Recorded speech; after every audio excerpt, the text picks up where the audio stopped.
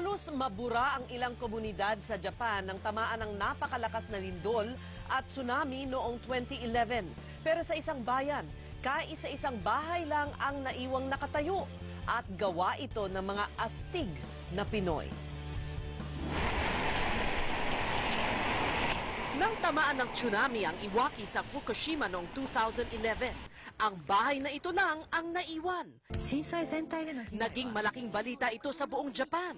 Naiyak pa sa tuwa ang may-ari ng bahay dahil naisalba ang kanilang mga personal na gamit tulad ng mga family album.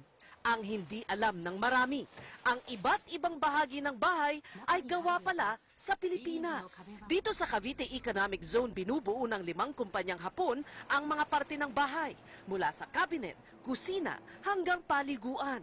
Araw-araw, mula 20 hanggang 23 mga bahay ang ine-export mula dito sa Cavite, patungong Japan. Sa Japan na lang binubuo at itinatayo ang bahay na ang bubong ay gawa pa sa solar panel. Umaabot sa 10 milyong piso ang halaga ng bahay. Higit 20,000 ang empleyado ng kumpanya at umaabot sa 3 bilyong piso sa isang taon ang kanilang pasweldo. Sa buwan lamang ng Pebrero 2013, umabot sa $85 million ang kanilang export. Ayon sa presidente ng kumpanya, dito lamang sa Pilipinas nakatayo ang ganitong uri ng pabrika. What are the factors here in the Philippines that led to the success of your company? There are 4 factors. First, PESA. Second, location. Third, manpower.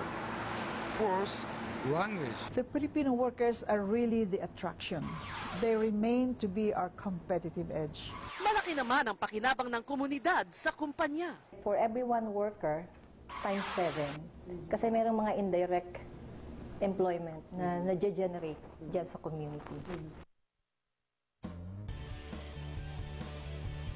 Bukod sa trabaho, ipinamimigay din ng kumpanya mga scrap wood sa maliliit na magtitinapa sa Rosario, Cavite. Nagdo-donate rin sila sa mga paaralan.